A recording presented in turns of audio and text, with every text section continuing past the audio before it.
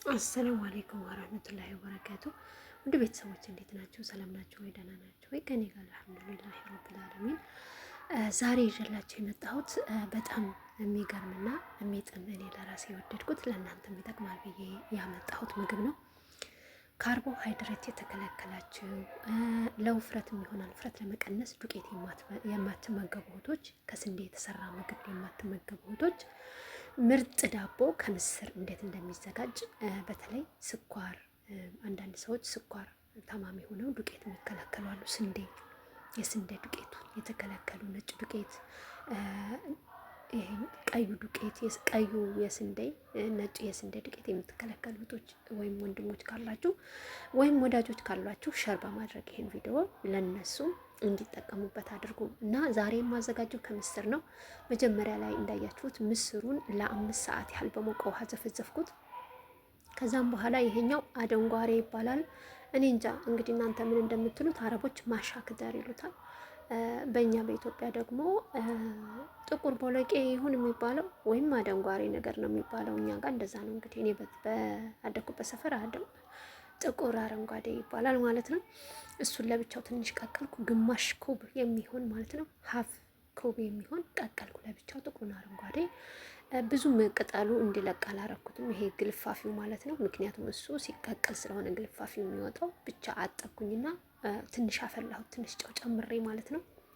ይሄኛው ደግሞ ለወጥ የምንጠቀመው የተከካ ምስር ለ5 ሰዓት ያህል በሞቀ ውሃ ዘፍዘፍኩት ማለት ነው። በደንብ ከቻላችሁ ማታ ዘፍዝፋችሁት ሙሉ አዳሩን ቢያደር ጥሩ ነው። ለምን ስትፈጩት እንደዚህ በአንዴ ድቅቅ ይላል ማለት ነው። እኔ ግን ሰዓት ስላልነበረኝ ለ5 ሰዓት ብቻ ነው ያደረኩት። ከዛም እዚህ ጋር 2 እንቁላል ጨመርኩበት ማለት ነው። በደንብ መመታት አለበት፣ በደንብ መደባለቅ አለበት ማለት ነው። እዚህ ጋር እኔ በአንድ እጅ ካሜራ ይዤ ነበርና ብዙም እየተመቸኝ አልነበረም። አሁን በደንብ መተዋለሁ አውርጄ ማለት ነው፣ ካሜራውን አቁሜ እና እንደዚህ ያደርጋችሁ። በደንብ ከመታችሁት በኋላ እንቁላሉ ሽታ እንዳያመጣ ቫኒላ ትጠቀማላችሁ። መጀመሪያ መግቢያ ላይ ቪዲዮ ላይ አይታችሁት አስገብቼላችኋለሁ። የተጠቀምኩትን ተልባ፣ የተፈጨ ተልባ አስገብቻለሁ። ብድረት ሻ የሚሉት አረቦች ቺያሲድ የሚባለው ማለት ነው። ይሄ የተፈጨ ተልባ ነው። ቆልቼ ፈጭቼ ለሻይ ያስቀመጥኩት ተልባ ነበር። ሻይ ተልባ ታውቃላችሁ፣ ላይ በሻይ መልክ መጠጣት ይችላል። በእንጀራ የሚጠቀም ሰው አለ። ያው እኔ ግን በእንትን ነው የምጠቀመው፣ በውሃ በፈላ ውሃ እንደ ሻይ ሰርቼ ነው የምጠቀመው። እና እሱ የተፈጨ ተልባ ጨመርኩኝ፣ ያልተፈጨውንም ተልባ ጨመርኩኝ፣ ጥቁር አዝሙድ ጨመርኩኝ። ይሄ ደግሞ ቺያሲድ በድረት እሻ ይሉታል አረቦቹ፣ እሱን ጨመርኩኝ። እነዚህ በሙሉ በጣም በኦሜጋ 3 የበለጸጉ ናቸው። ለጤና በጣም ተመካሪዎች ናቸው። እዚህ ጋር ያደረኩት ፒኪንግ ፓውደር ነው፣ ኬክ የምንሰራበት ማለት ነው። እርሾ ጥሩ ስላላደለ ካርቦ ለተከለከላችሁ ሰዎች እርሾም ጥሩ አይደለም ማለት ነው። ይሄ ፒኪንግ ፓውደር ነው፣ 2 ማንካ ጨመርኩበት። እነዚህን እንዳለ ግብአቶች ባንድ አደረኩኝ። መጀመሪያ ያው እንዳያችሁት ምስሩን ነው በደንብ እንትን ያልኩት ማለት ነው። ምስሩንና አረንጓዴውን ግሪን አረንጓዴውን እሱን ነበር በአንድ ላይ የመታሁት። ከዛ ይሄ ጨው ነው፣ ጨው ትጨምራላችሁ። ከዛ ደግሞ የምጨምሩት ኦሊቭ ኦይል ነው፣ ዘይቱን የሚሉት ማለት ነው፣ ወይም የወይራ ዘይት የሚባለውን ትጨምራላችሁ። ግማሽ ኩብም ሆነ 2 ማንካ። እኔ ግን እዚህ ጋር ስላልነበረኝ ጨርሼ ስለነበረ አልጨመርኩበትም። ምክንያቱም በቃ አልፈለኩም፣ ሌላኛው ዘይት አልፈለኩም። ምክንያቱም ታውቃላችሁ ሌሎች ዘይቶች ለሰውነት ጠቃሚ አይደሉም ማለት ነው። ዝም ብሎ መሰራት ይችላል።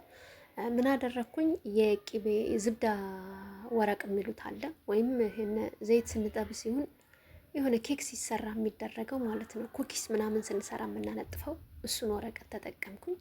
ከሱ ላይ ነው የምታደርጉት ማለት ነው፣ እንዳይዝባችሁ። ለስለስ የማለት ባህሪ ስለሚኖረው ማለት ነው። ምስር ስለሆነ ዱቄት ያለው ነገር ስላላደለ ያው ለደህንነቱ ይህን ብትጠቀሙ፣ በእርግጥ የኬክ ሰሃን የምትጠቀሙ ከሆነ ላይዝ ይችላል። በደንብ ደግሞ ቅቤ የምትቀቡት ከሆነ ሆነ ዘይት የምትቀቡት ከሆነ ላይዝ ይችላል። እኔ ግን እውነት ለመናገር እንደዚህ ነው የምሰራው ማለት ነው።